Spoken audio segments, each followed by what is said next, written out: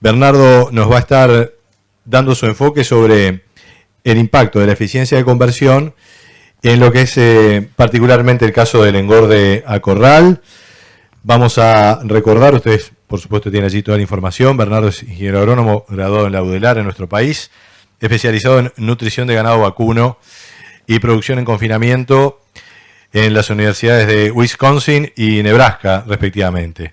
Es asesor de empresas ganaderas en varias zonas del territorio nacional, en las áreas de nutrición animal y planificación estratégica del negocio ganadero, consultor externo de INIA para el proyecto de eficiencia de conversión de alimento en bovinos de carne y en su asociación con el desempeño productivo, y también en las emisiones de metano. Este es un trabajo que Bernardo ya lleva en colaboración con INIA por casi los últimos 10 años, desde el año 2013. Bienvenido, gracias por estar con nosotros. Adelante. Bien, ¿se escucha ahí? Bueno, buenas tardes a todos. Muchas gracias por la presentación, Nicolás. Y agradecer también a los organizadores, a INIA, a la Sociedad de Criadores de Hereford por la invitación a participar. Realmente es un gusto poder estar acompañándolos desde este lugar. La idea hoy es abordar un poco lo que es el impacto de la eficiencia de conversión sobre el resultado económico del engorde a corral. Veíamos hoy cómo el resultado económico o los aspectos económicos son parte de la sustentabilidad de los sistemas. Bueno, la idea es mirar un poco de números y ver cómo se relaciona la eficiencia de conversión con todo esto. Para eso, resumirles un poquito los principales puntos que voy a tocar. En primer lugar es ver cuál ha sido el resultado económico individual de los encierres o de los engordes llevados a cabo acá en la central de pruebas de Quillú. Después ver un poco cuáles son las principales variables económicas, las principales variables productivas, sobre el resultado económico. Y por último, discutir algunas consideraciones finales. Antes de empezar con la presentación, me gustaría compartir con ustedes algunas cifras, simplemente para contextualizar cuál es la situación de los negocios a corral hoy en Uruguay. Y si miramos desde el año 2012, que es desde donde empiezan a surgir registros de animales provenientes de corrales de engorde para faena, hasta hoy lo que vemos es una tendencia creciente en el aumento de animales producidos bajo estas condiciones que van a faena. Y tenemos desde el año 2012, donde habían 40.000 cabezas declaradas, hasta hoy, que existen al 2021, 354.000 cabezas producidas en condiciones de confinamiento. Esto lo que muestra es, en primer lugar, es un crecimiento y un crecimiento sostenido a lo largo de los años de sistemas de este tipo adentro de la producción ganadera nacional. Otro dato relevante es ver cuál es la proporción de este tipo de animales en la faena nacional, y lo que vemos es en la línea de abajo, no sé si se ve el puntero o no, en la línea de abajo, en la línea verde, está la proporción de ganado sobre la faena total, es decir, de la faena total. Hoy tenemos un 13.4% de animales que vienen de corrales de engorde, y en la línea de arriba lo que vemos es la proporción de novillos, es decir, dentro de lo que son novillos en la faena, qué porcentaje ocupan los novillos que provienen de los corrales.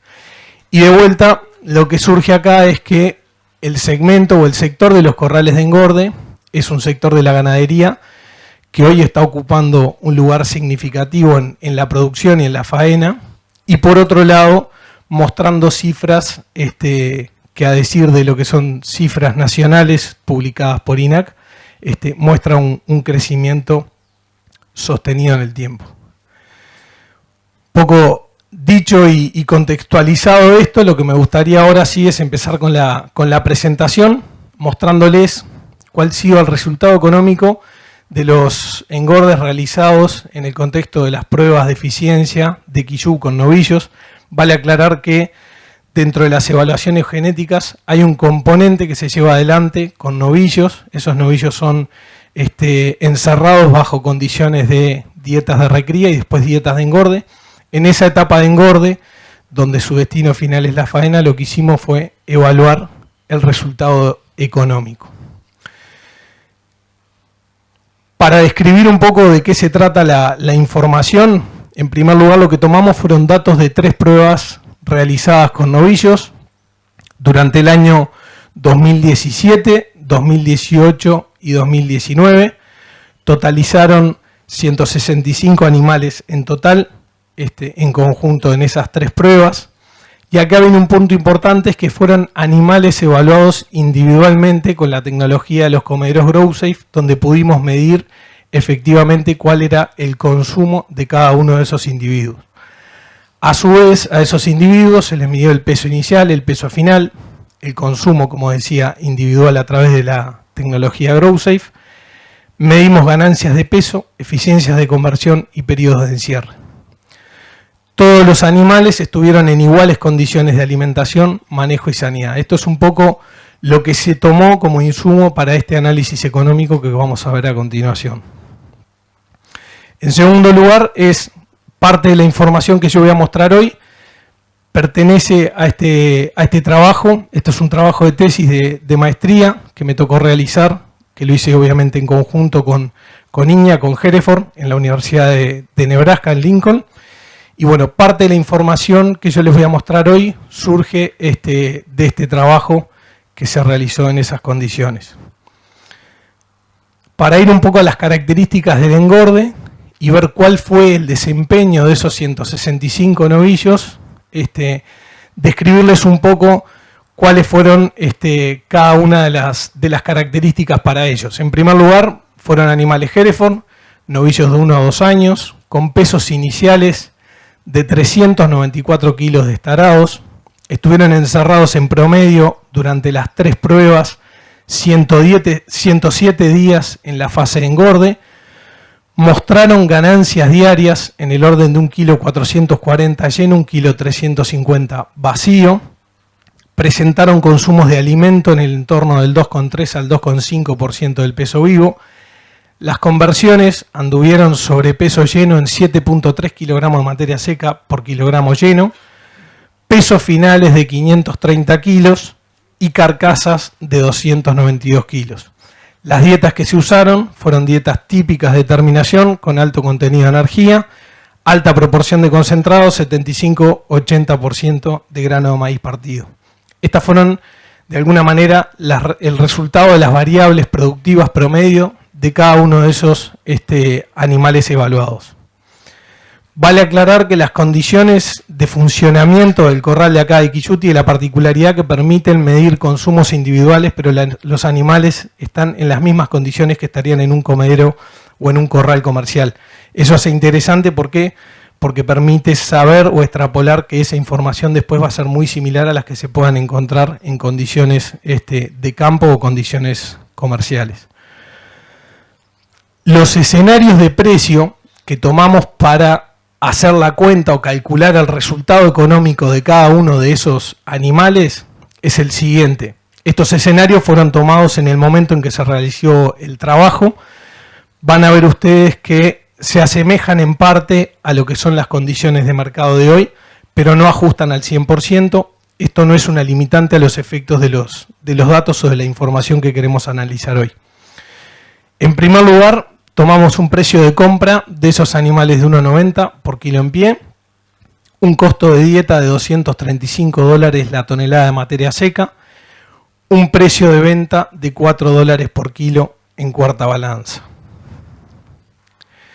Y acá está un poco la cuenta que hicimos y el promedio de los 165 animales arrojó un producto bruto de $422, costos de 315, impuestos que se descuentan en la factura del frigorífico por $38 y un ingreso neto promedio de $69. Es decir, de esos animales evaluados de vuelta individualmente, el promedio de resultado para todos fue de $69 sobre 165 animales evaluados.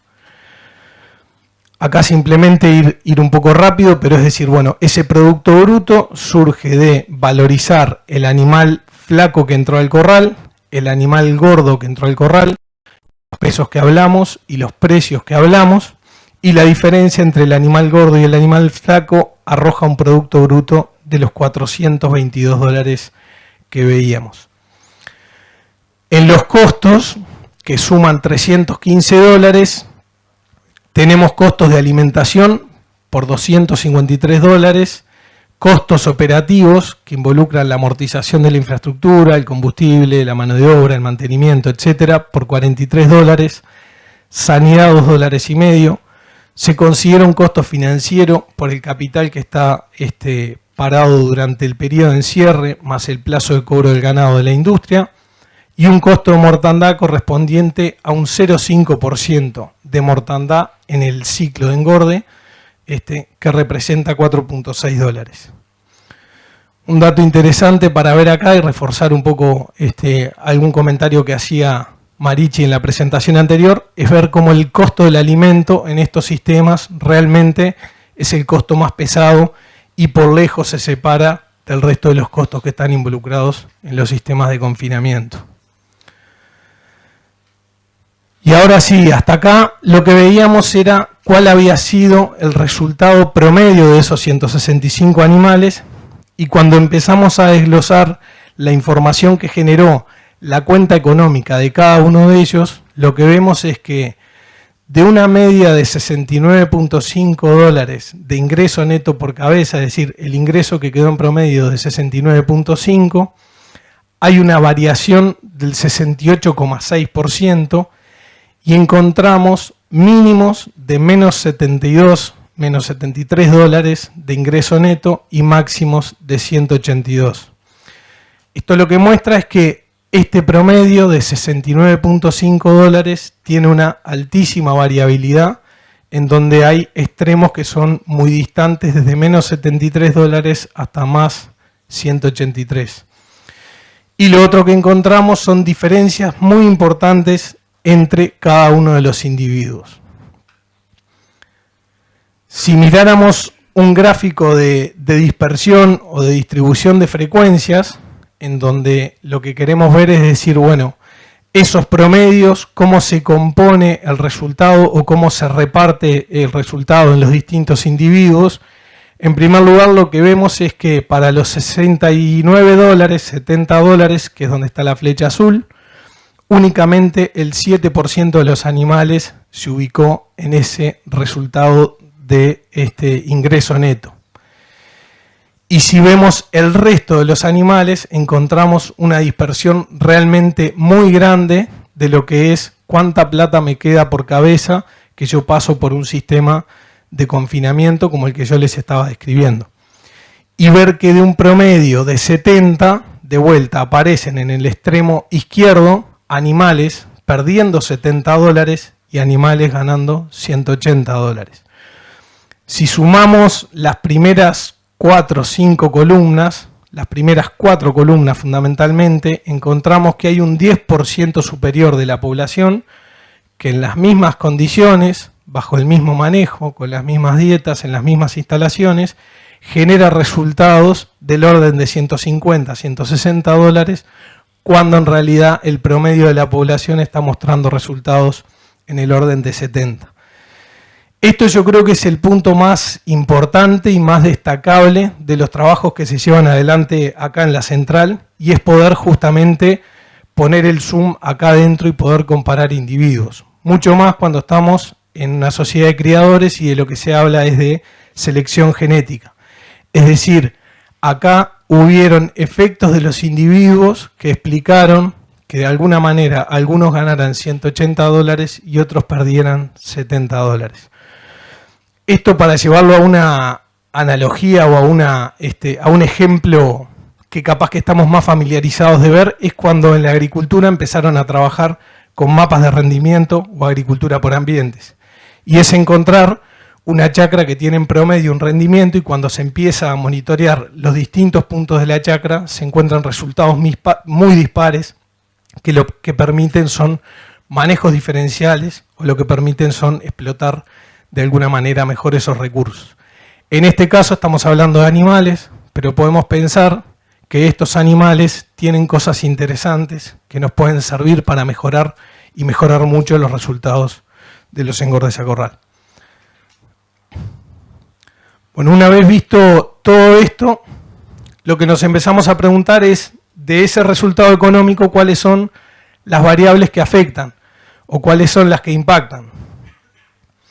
Y acá vemos, por un lado, en la parte de arriba de la flecha, en el proceso de engorde, un escenario de precios que involucra el precio de compra, involucra el precio de venta, involucra el precio del alimento o el costo del alimento, y ese escenario, para este abordaje, lo sacamos del juego y lo pusimos como un escenario común para todos los animales. Es decir, la parte del resultado económico, lo que es la incidencia de los precios, en este análisis no va a participar.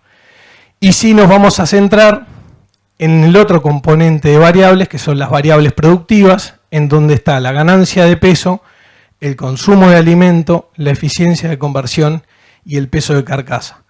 Es decir, lo que nos preguntamos fue qué pasó con estos animales para que tuvieran un mejor desempeño, enfocándonos en estas principales 4 variables, que eran variables que teníamos medidas en las condiciones de los animales encerrados en las pruebas de engorde. Y ahí viene la segunda parte, que es decir, bueno, ¿cuál fue la incidencia de esas principales variables, como le decía, sobre el resultado económico? Y para eso, lo que calculamos fue el coeficiente de correlación entre cada una de esas variables sobre el ingreso neto. Es decir, a cada novillo que se engordó de los 165 en esas condiciones, le hicimos la cuenta económica y llegamos a poder tener de cada uno las principales variables productivas y su ingreso neto individual. Y de este estudio, de esta correlación, de análisis de correlaciones, lo que encontramos fue lo siguiente. En primer lugar, la eficiencia de conversión como la variable más destacable dentro de todas las variables productivas, con un coeficiente de correlación de 0,68, ocupando el lugar número 1 en importancia. En segundo lugar, el consumo de alimento, con una correlación negativa, es decir, los animales que comieron menos fueron los que generaron mejores resultados económicos. En tercer lugar, el peso de la carcasa caliente. Y en cuarto lugar, y por último, la ganancia diaria de peso.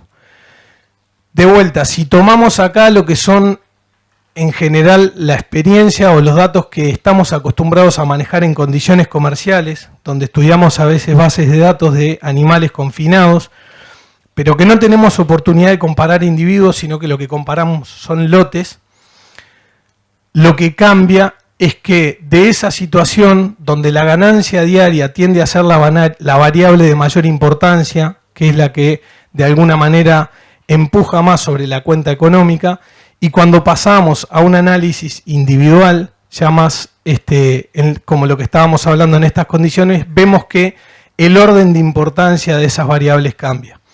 Y eso se explica fundamentalmente porque en condiciones comerciales lo que estamos teniendo son consumos promedio de lotes, en donde la variabilidad del consumo y por lo tanto la variabilidad de la eficiencia de conversión tiende a estabilizarse o estandarizarse, y la ganancia diaria en esas condiciones pasa a ser la más relevante. Lo novedoso de esto es poder tener información como la que se dispone acá y poder encontrar que a nivel individual hay animales que tienen un poder mucho mayor de incidir sobre el resultado económico o de incidir positivamente que otros. Otro análisis que se hizo para ver qué tan estable podía ser esto fue poner el mismo esquema, la misma cuenta económica o el mismo análisis económico bajo distintos escenarios de precios. Y lo que vemos en la primera columna es el escenario de precio promedio. En la segunda y tercera fueron altos costos de alimento que se involucraron en la cuenta, bajo costo de alimento en la tercera columna. Después lo que tomamos fue un alto precio de venta, un bajo precio de venta, un alto precio de compra y un bajo precio de compra. Lo interesante de esto es ver cómo la eficiencia de conversión, más allá de los cambios en las distintas variables de precios, se sostuvo siempre en el primer lugar, siendo la variable de mayor peso y con un peso muy importante sobre el resultado económico. Para terminar, resumir algunas consideraciones a partir de esta información. Y es, número uno, que existe una enorme variabilidad de resultado económico entre animales cuando se evalúan individualmente. En segundo lugar, la eficiencia de conversión resultó en la variable productiva con mayor incidencia en la variación de resultado económico cuando medimos individualmente, y claramente animales más eficientes son los que generaron mayor beneficio económico. Por otro lado, y en un pensamiento un poco más general, lo que vemos es que la genética toma mayor protagonismo a medida que aumentamos las exigencias en los sistemas de producción. También vemos que existen herramientas para ajustar criterios de selección genética de acuerdo a distintos esquemas de producción. Por ejemplo, pensar en eficiencia de conversión para animales de corral. Y estamos convencidos que en este momento no todos los sistemas de producción probablemente demanden los mismos recursos genéticos. Y las condiciones de cada sistema de producción probablemente generen demandas diferentes o distintos tipos de animales. Por último, quiero dejarlos con una reflexión para pensar un poco, y es pensar en genética para quién. Si pensamos que en el 2021, de acuerdo a las cifras nacionales o publicadas cifras oficiales, publicadas por INAC, hay 260.000 novillos, o sea, de las 360.000 cabezas que veíamos, hay 260.000 novillos que se terminan a corral. Para producir esos 260.000 novillos, yo necesito preñar 700 vientres que al 3,5% necesitan de 25.000 toros. Podría pensar que esos 25.000 toros demanden una genética que esté ajustada a estos sistemas de producción, y como vemos, esa genética de alguna manera debería involucrar aspectos como los que estábamos discutiendo de lo que es eficiencia de conversión. Por último, es pensar que capaz que lo que tenemos es un nuevo segmento diferente dentro del mercado de la genética. Así que bueno, un poco esto era lo que tenía para compartir. Agradecerles y quedo a la orden.